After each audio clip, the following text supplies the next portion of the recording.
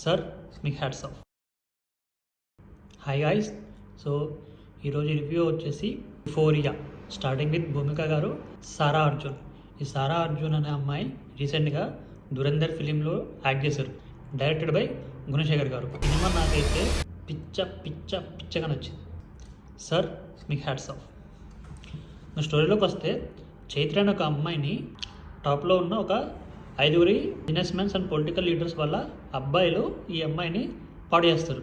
పాడు చేసిన తర్వాత ఈ అమ్మాయి అలాగే ఉండిపోకుండా బయటకు వచ్చి పోలీస్ కంప్లైంట్ చేసి ఎలాగైనా వాళ్ళకి శిక్ష పడాలి అనుకొని తను బయటకు వస్తుంది. వన్స్ పోలీస్ కేసు పెట్టిన తర్వాత మరి ఆ అబ్బాయిని పట్టుకుంటే వాళ్ళకి శిక్ష పడిందా లేదా అనేది రెస్ట్ ఆఫ్ ఫిలిం. నాకు గుణశేఖర్ గారి మీద కోపం వచ్చింది, ఎందుకంటే ఆయన మళ్ళీ సేమ్ అదే ప్యాటర్న్లో సినిమాలు తీస్తున్నారు. ఆల్రెడీ ఇలాంటి సినిమా మన వాళ్ళు చూపిస్తాం కదా, లైక్ వకీల్ సాబ్ తీసుకోవచ్చు అండ్ అలాగే కోర్ట్.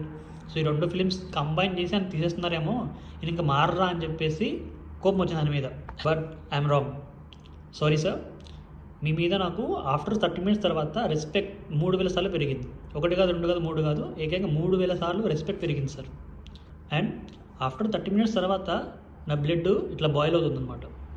1 కాదు 2 కాదు, ఇట్లా పట్టుకొని కూర్చున్నాను నేను థియేటర్ మొత్తం మీద. నాకే కనుక ఛాన్స్ వస్తే అలా వేసేద్దామని చెప్పేసి. మూవీ ప్రొసీడింగ్స్ అవుతున్న టైంలో మళ్ళీ నాకు గుణశేఖర్ మీద మళ్ళీ కోపం వచ్చింది, ఎందుకంటే పాస్కో యాక్ట్ మనం చూసాం, కోర్ట్ మూవీలో యూజ్ చేశారు. అంటే ఒక మైనర్ అమ్మాయిని తెలుసో తెలియకుండా టచ్ చేసినా కానీ అది పెద్ద అఫెన్సే. అట్లాంటిది ఈ 5 దానికంటే పెద్ద తప్పు చేశారు. మరి వీళ్ళకి ఎలాంటి శిక్ష పడుతుంది అని చెప్పేసి.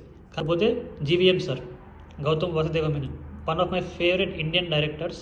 జీవీఎం గారు వచ్చేంత వరకు సినిమా అలా వెళ్ళిపోతుంటే ఆయన వచ్చిన తర్వాత వేరే లెవెల్లోకి మారుతుంది సినిమా.